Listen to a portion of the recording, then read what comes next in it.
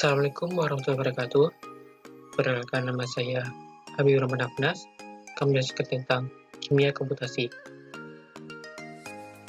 Kimia komputasi adalah cabang ilmu kimia yang menggunakan hasil kimia teori yang diterjemahkan ke dalam program komputer untuk menghitung sifat-sifat molekul dan perubahannya. Yang pertama, teori. Teori adalah analisis hubungan antara fakta satu dengan fakta lainnya pada sekumpulan fakta-fakta, dan dari kumpulan fakta-fakta tersebut dapat ditarik kesimpulan. Yang kedua, eksperimen. Eksperimen adalah suatu tindakan atau pengamatan yang dilakukan untuk mengecek atau menyalahkan satu hipotesis atau mengenai hubungan sebab akibat mengenai gejala. Dan komputasi merupakan gabungan antara teori dan eksperimen yang diaplikasikan ke dalam program komputer untuk mengetahui struktur molekul suatu senyawa. Lalu, apakah kimia komputasi dapat menggantikan suatu eksperimen?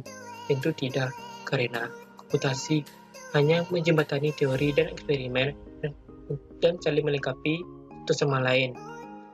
Lalu, tidak semua kerja kimia yang memakai komputer merupakan kimia komputasi, tapi kimia komputasi harus dibangun oleh tiga pilar. Tiga pilar tersebut ialah sistem kimia, teori kimia, dan hasil perhitungan komputer. Dan pada kimia komputasi, kita akan mengenal berbagai istilah. Pertama yaitu ab initio. Ab initio yaitu perhitungan yang berasal langsung dari prinsip-prinsip teoritis, tanpa masuknya data eksperimen. Yang kedua, pemodelan solid state.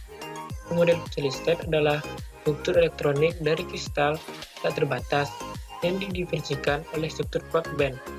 Yang ketiga, struktur properti hubungan, yaitu proses penampilan informasi dalam jenis representasi piktorial atau grafis. Yang keempat, dinamika molekul, yaitu memeriksa perilaku tergantung waktu dari molekul. Yang kelima, teori fungsional kepadatan atau DFT. DFT adalah metode mekanis kuantum permodelan yang digunakan dalam fisika dan kimia untuk menyelidiki struktur elektronik dari banyak sistem. Selanjutnya ada kecerdasan buatan. Kecerdasan buatan adalah teknik yang diciptakan oleh ilmuwan komputer. Lalu ada juga visualisasi, yaitu proses menempelkan informasi dalam jenis representasi piktorial atau grafis. Lalu ada juga OV atau orbital viewer, yaitu perangkat lunak untuk menggambarkan orbital atom dan molekul, membuat animasi maupun untuk melihat penampang lintang struktur dalam orbital. Lalu ada komputasi sains. Komputasi sains adalah membangun model matematika dan aspek kuantitatif teknik dan menggunakan komputer untuk menganalisis dan memecahkan ilmiah masalah. Yang terakhir ada statistik organika, yaitu matematika berarti mengeksplorasi sifat termodinamik bahan jura dan deskripsi molekul material. Lalu dalam kimia komputasi akan ada menjelaskan tentang keterbatasan dalam menjelaskan sistem yang rumit dan berbahaya. Misal untuk reaksi pada tekanan dan suhu yang tinggi. Lalu tidak bisa menjelaskan sistem mikroskopik ataupun atomik seperti keadaan elektron dan lain-lain. Lalu ada juga masalah limbah kimia yang dihasilkan serta waktu dan biaya yang harus dilakukan. Lalu pada keterbatasan teori itu dalam menjelaskan bentuk real dari sistem makroskopis seperti sistem larutan, protein, dan lain-lain.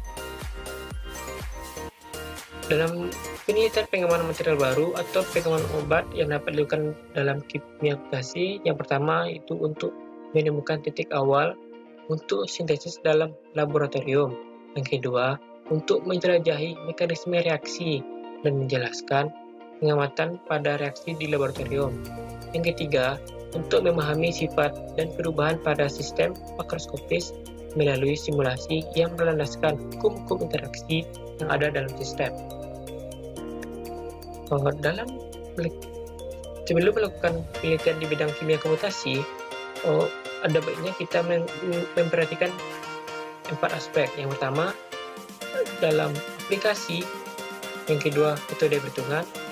Yang ketiga, sarana. Yang keempat, waktu.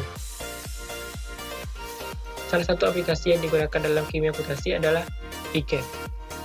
yaitu program kimia komputasi yang bersifat ab initio, itu dalam perhitungan pada tahap-tahap awal.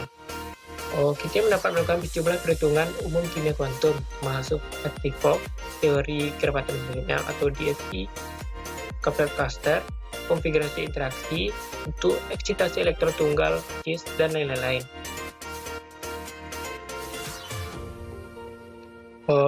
Itu penjelasan saya tentang kimia komputasi kali ini. Saya akhiri. Assalamualaikum warahmatullahi wabarakatuh.